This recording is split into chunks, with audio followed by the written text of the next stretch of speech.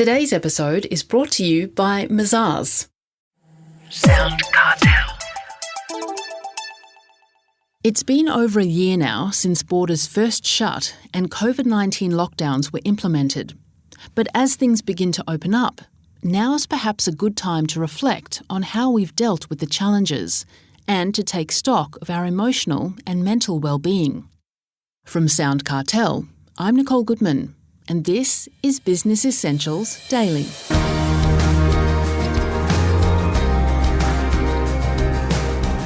For business owners, it's been an incredibly challenging year trying to operate as normal and manage staff isolating at home.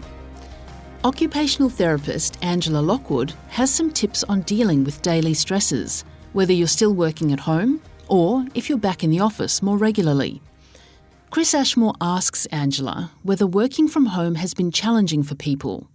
She says it depends. Some simply love working from home. They love working from home. They love the flexibility of working from home. They love to be in their own environment. But for other people, they like the routine of turning up to a workplace, being in a certain space, and just being focused on work. So it really comes down to what is your preference for where you are most productive and most focused.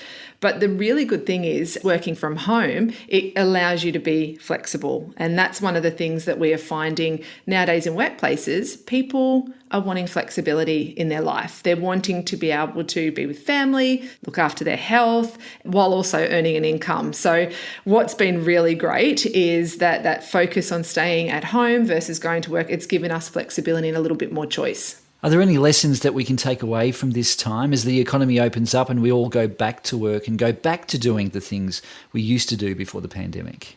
Yeah, I really hope so.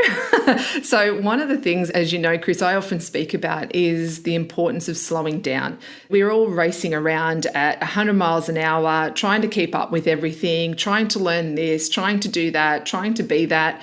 And unfortunately, what it's doing is it's leaving us all feeling very frantic and not feeling like we're doing anything well in particular.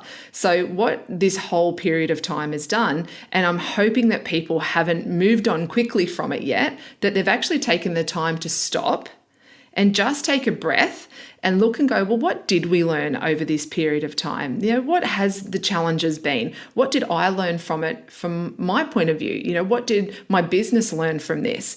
Because if we just pick up and keep moving forward without taking that time to sort of reflect on the lessons that we learned, I really worry that it's going to be a missed opportunity for a lot of businesses and a lot of business owners to do things differently and do things better. It could be as simple as getting a pad of paper on a Friday afternoon, sitting down with a glass of wine or a beer on your veranda, if that's your thing, and just going, whoa, the last 18 months have been pretty full on. What is it that we need to do? And what is it that we've learned from it that we can actually take forward? And when it comes to customers or clients, how has COVID changed our relationships with them? Yeah, what a great question. And I guess this is another question that a lot of listeners should be asking themselves as well is, well, have our customers actually changed over this period of time? Are they wanting things different from us? It's a really good time right now too for business owners to ask your customers, are we still serving you how you need? I love this question, and in a lot of different ways I ask people this question. What is it that you need right now? So people who are often in that overwhelmed space, that space where there's too much going on, or they're going, I've got too many things to do, I'm feeling stressed. The question I often ask, Chris, a lot of people is going, okay, what is it that you need right now? So not in 12 months' time, not what was it that you needed 6 months ago, but right now, what is it that you need? And I think business owners, if we can ask our customers that right now too, we will be really surprised with what some of the answers are. It might be, I just need you to be delivering your amazing service that you've been delivering all the time. I need you here right now. Other people might go, actually, what we need is a different thing from you. And those different things might be a really good growth opportunity for your business. A lot of us still have deadlines to achieve and all those other things that work imposes on us. Any advice, Angela, on being able to control stress and that feeling of overwhelm? You can't control everything. A lot of things are totally out of your control, and you can either expend your energy on focusing on the things you can't control. And through some of this social media, if you're somebody who scrolls constantly on social media and feels stressed when you do that, that's not serving you very well. So what I did is I asked myself the question, what do I need right now? And my answer was, I need to shut off from social media for a while. I need to quieten the noise and I need to focus on what I needed to focus on. And at the time for me, it was my family. I had kids at home I needed to try to focus on. I had a business I needed to keep running. What is it that stresses people out? It's all different. Like, Chris, I'm sure you've got different stresses than what mine are. And every listener would have a different stress. But what we don't do is ask ourselves that question, what actually is it that I need right now? And then taking the step to put things in place to minimize it. So for me, it was social media, and I'm only just getting back on the social media train again. And a lot of people are like, what? You've been off social media for the last 12 months. And yeah, I have. I've jumped on when I needed to. I've focused on the things that I needed to, but quietening that noise allowed me to be really deliberate in what I could deliver to my customers, but it also helped me with my mental health and also making sure that my family are well catered for throughout that time. So it really is controlling stress and feeling overwhelmed. We need to slow it down.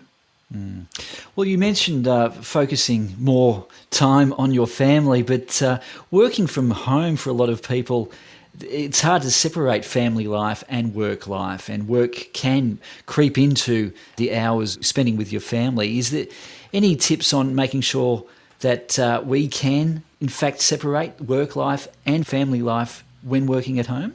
What I encourage people to do is to look and go, well, when is my peak work time? So if you're working from home, what do you need to do to set up some structures in your family life to allow your work life to flow smoothly and vice versa?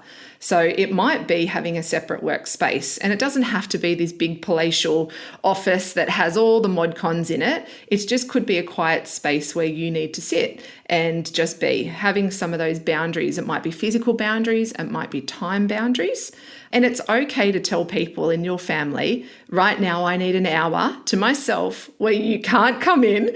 But I think for all of us is just going, we need to make this work and what works for you. Okay, so, let's just think about some ways, knowing your workflow, your peak work time. For me in the afternoon, I'm hopeless. Some people go, well, I love working at nighttime when the house is quiet and everybody's in bed. I can get 1 or 2 hours of really focused work time done when everyone's in bed. Great. Some people wake up early in the morning and get it done. So let's not try to make finding calm and focus in our lives any more complicated than what it needs to be. Find what works for you. Now, for some people, they have to be on. They have to be online from 8 till 4:30 or 7 till 5, whatever it is. They have to be. If that is your time, then you still need to make sure you give yourself breaks offline. Okay, so you can't sit for that long looking at a computer screen and still be healthy, mind and body. Okay, so allowing yourself break time where you're away from your computer. So just like it was at work, don't eat your lunch or your morning tea or have your morning coffee sitting staring at your computer screen. Get up, walk to your kitchen, stand there at the kettle while it's boiling or whatever you're doing, and just stand there and have a break. Otherwise, you'll get to the end of your workday staring at a screen, tired, and you'll feel like I've done nothing today because you've just sat. And just setting up some of those boundaries for yourself, giving yourself times for breaks, giving yourself times for focus and sticking with them. That's the hard part, is the sticking with it. Setting your boundaries is one thing, adding those times into your calendar is one thing, but actually doing them can sometimes be a challenge. That was occupational therapist Angela Lockwood.